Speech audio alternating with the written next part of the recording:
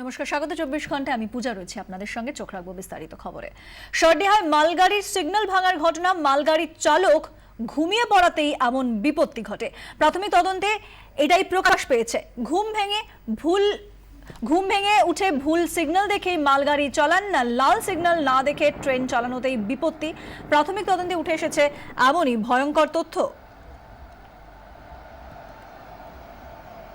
Graphical রিপ্রেজেন্টেশনের মাধ্যমে আমরা আপনাদের দেখিয়ে দেব যে আজ ঠিক কিভাবে রক্ষা পেয়েছিল সরডিহা স্টেশনের মালগাড়ি।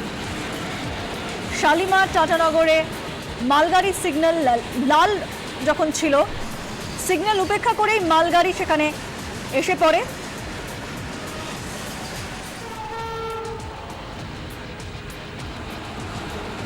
এবং মুখোমুখি প্রায় এসে পড়াতে দুর্ঘটনা ঘটতে পারত, তবে অল্পের জন্য সেই দুর্ঘটনা এড়ানো গিয়েছে আজ।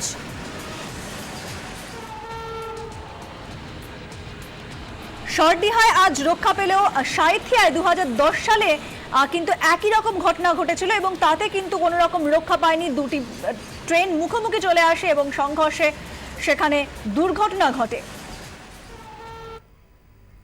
শ্রেয়সী গঙ্গোপাধ্যায় আমাদের প্রতিনিধি আমাদের সঙ্গে রয়েছেন টেলিফোন লাইনে। শ্রেয়সীর আগে আমরা যখন দেখেছিলাম 2010 সালে সাঁইথিয়ার ঘটনায় সেখানে দুর্ঘটনা ঘটেছিল, আজ একই রকমের ঘটনা ঘটলো, যদিও অল্পের জন্য রক্ষা পাওয়া গেল। কেন বারবার এই ধরনের সমস্যা হচ্ছে? দেখো, গতবারও যে কারণ ছিল, অর্থাৎ 2010 সালে 19 জুলাই যে দুর্ঘটনা ঘটে সাঁইথিয়াতে, যেখানে দেখা যায় যে উত্তরবঙ্গ এক্সপ্রেস সেটা বনাঞ্চল এক্সপ্রেসের পেছনে গিয়ে ধাক্কা মারে। এবং সেই সময় যে রেলওয়ে সেফটি কমিশনের যে রিপোর্ট ছিল, সেই রিপোর্টে প্রকাশ পেয়েছিল যে উত্তরবঙ্গ এক্সপ্রেসের দুজন চালকই ঘুমিয়ে পড়েছিল এবং সেই জন্যই তারা সিগন্যাল উপেক্ষা করে গিয়ে বনাঞ্চল এক্সপ্রেসের পেছনে ধাক্কা মারে, যেখানে প্রায় 66 জনের মৃত্যু ঘটেছিল।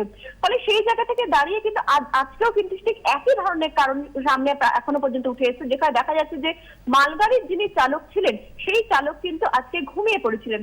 মালগাড়ির যে ইঞ্জিনটি, সেই ইঞ্জিনটি একদম সিগন্যালের সামনাসামনি ছিল।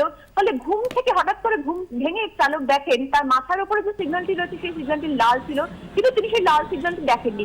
তিনি দূরে কুল্লা এক্সপ্রেসের জন্য যে সিগন্যাল ছিল, যেটা গ্রিন সিগন্যাল ছিল, সেই সিগন্যালটি তিনি দেখেন এবং দেখে তিনি গাড়ি চালাতে শুরু করেন। স্বাভাবিক প্রশ্ন হচ্ছে যে মালগাড়ির যদি চালক ঘুমিয়ে পড়েন তাহলে সহকারী চালক সেখানে কি করছেন? সেখানে রেলের তরফে যে প্রাথমিক তদন্ত হয়েছে সেটা তদন্ত দেখা যাচ্ছে যে সহকারী চালক কিন্তু তিনি জেগেছিলেন, কিন্তু যেহেতু চালক গাড়ি চালাতে শুরু করেন এবং যেহেতু একদম তার সামনেই ছিল হচ্ছে সিগন্যালটি, রেড সিগন্যাল না দেখে তিনি গাড়ি চালাতে শুরু করেন। ফলে সহকারী চালকও প্রাথমিকভাবে কিছুটা ঘাবড়ে গিয়ে ভাবেন যে দূরের যে গ্রিন সিগন্যালটি আছে সেই গ্রিন সিগন্যালটি হয়তো তাদের জন্য, এবং তাই জন্য তিনিও বাধা দেননি।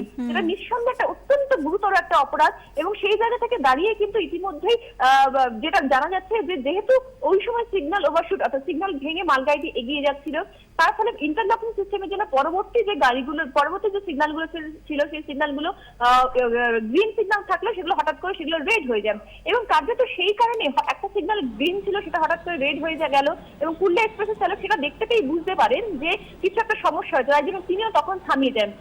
বিষয়টা হচ্ছে দুটো ট্রেন যেহেতু লুপ লাইনে ছিল, অর্থাৎ একটি লুপ লাইনে একটি মেন লাইনে ছিল, যেহেতু সেই জন্যই কিন্তু কার্যত আজকে এবং চালকের বুদ্ধির জন্য, অর্থাৎ কুল্লা এক্সপ্রেসের চালকের বুদ্ধির জন্য বড়সড় দুর্ঘটনা থেকে আজকে বাঁচলো।